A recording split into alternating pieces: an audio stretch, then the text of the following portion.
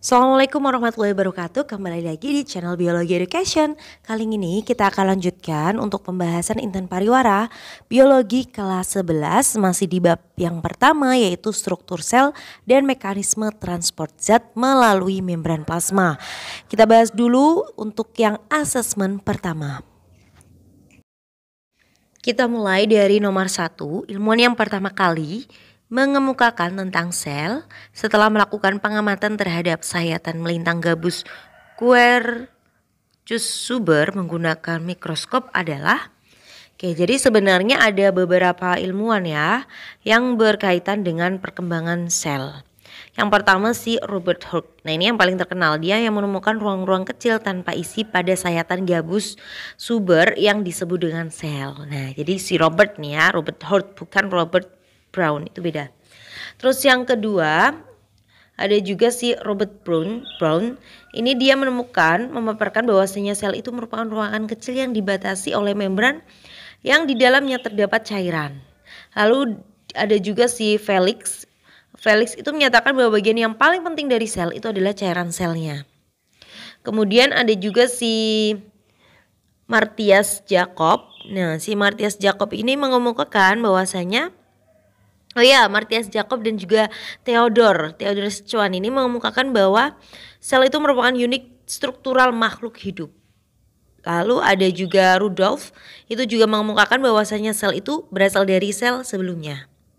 Kalau yang Johannes itu mengemukakan bahwasanya cairan sel itu dengan nama protoplasma. Kalau si Max itu mengemukakan bahwasanya sel itu merupakan fungsional makhluk hidup. Maka di sini jawaban yang paling tepat adalah yang C, Robert Hooke. Nomor 2, perhatikan gambar di samping. Protein integral dan protein perifer secara berturut-turut ditunjukkan oleh angka.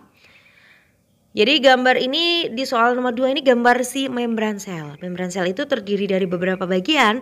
Yang nomor 1, untuk nomor 1 di situ ada glikoprotein. Nomor 2 itu glikolipid.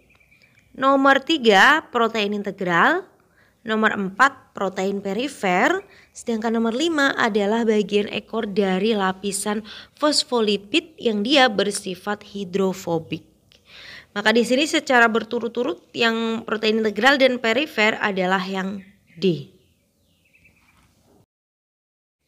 Nomor 3, perhatikan karakteristik bagian-bagian sel berikut. Pernyataan yang benar tentang ciri-ciri bagian X ditunjukkan oleh angka. Ini Mimin mohon maaf ya, kok sepertinya yang Mimin scan di sini kurang jelas. Jadi mungkin kalian bisa lihat di bukunya masing-masing. Jadi untuk bagian X itu bagian dinding sel sekunder. Nah, dinding sel itu memang dibagi jadi dua, ada dinding sel primer dan juga sekunder. Kalau yang primer itu dibentuk saat sel membelah dan tersusun dari selulosa, hemiselulosa, pektin dan juga senyawa lainnya.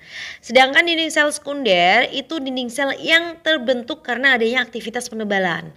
Jadi penebalannya disebut dengan lignifikasi yang mengakibatkan xilem dan sklerenkim itu dia mengayu. Dinding sel sekunder itu biasanya ada pada sel-sel dewasa serta tersusun atas selulosa, hemiselulosa dan juga lignin. Maka jawabannya di sini adalah yang C. Nomor 4, perhatikan ciri-ciri organel sel berikut. Ciri-ciri organel sel yang berfungsi sebagai tempat berlangsungnya respirasi sel ditunjukkan oleh angka.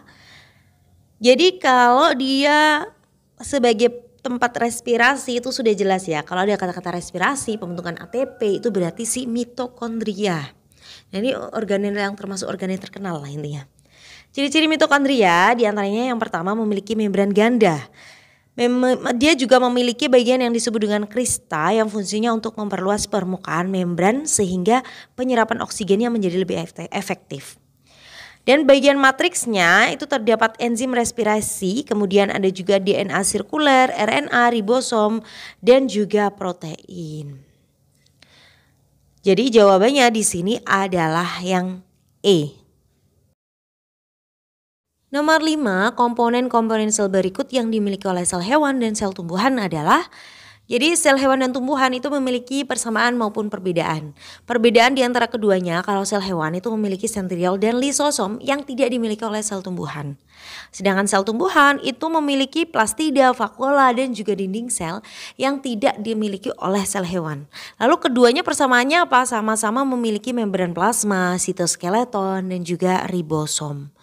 Jadi jawabannya adalah yang E.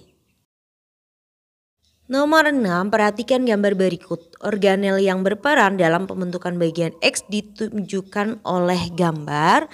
Nah, jadi untuk nomor 6 ini gambar dari itu ya si sperma. Lalu kita identifikasi dulu satu persatu. Kalau yang A itu gambar sentriol. Yang pilihan gandanya nih maksudnya. A itu sentriol, B itu mitokondria, C itu badan Golgi, D itu kloroplas dan E adalah retikulum endoplasma. Lalu di bagian X yang ditunjuk di sperma itu namanya akrosom. Nah, akrosom itu ada di bagian kepala sperma yang fungsinya untuk menghasilkan enzim, melindungi dan juga menghasilkan enzim agar sperma itu bisa menembus dinding dinding ovum atau sel telur. Nah, lalu siapa sih yang membentuk akrosom? Yang membentuk akrosom itu adalah si badan Golgi. Jadi jawabannya di sini adalah yang C. Nomor 7, energi kimia dalam bentuk ATP akan dihasilkan dari proses fosforilasi oksidatif di mitokondria. Proses tersebut melibatkan ATP sintase yang terletak pada bagian X dari mitokondria. Energi kimia yang dihasilkan dari proses tersebut selanjutnya akan disimpan pada bagian Y sebelum dikeluarkan melalui protein adenin nukleotida translokas. Untuk energi aktivasi seluler, secara berurutan bagian X dan Y pada gambar di samping ditunjukkan oleh angka. Jadi mitokondria itu kan punya dua membran nih, ada membran luar dan juga membran dalam. Yang keduanya itu bersifat kaku, fleksibel, stabil dan tersusun atas lipoprotein. Karena membran dalam itu akan mengalami pelekukan, membentuk yang namanya krista yang fungsinya untuk memperluas permukaan penyerapan oksigen supaya lebih efektif. Sedangkan membran dalam itu fungsinya sebagai proses respirasi atau fosforilasi oksidatif yang nantinya dia akan menghasilkan ATP.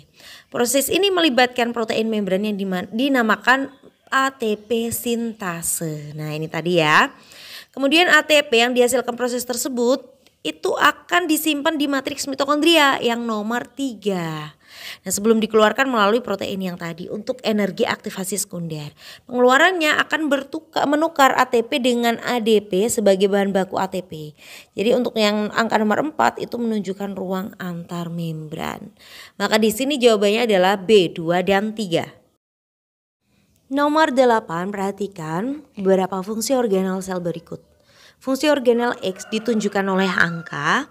Jadi bagian yang ditunjuk oleh huruf X ini retikulum endoplasma kasar. Lalu apa sih bedanya Kak? Retikulum endoplasma kasar dan juga halus. Kalau kasar itu berarti dia ditempeli sama ribosom, makanya kasar. Jadi retikulum endoplasma kasar itu kan merupakan retikulum endoplasma yang pada permukaannya ditempeli oleh ribosom. Sehingga permukaannya menjadi kasar dan juga berbintil-bintil. Lalu si retikulum endoplasma kasar itu fungsinya adalah untuk proses sintesis protein. Karena memang fungsinya si ribosom itu kan sintesis protein. Otomatis fungsinya si RE kasar juga sama-sama untuk proses sintesis protein. Maka di sini jawabannya adalah yang A.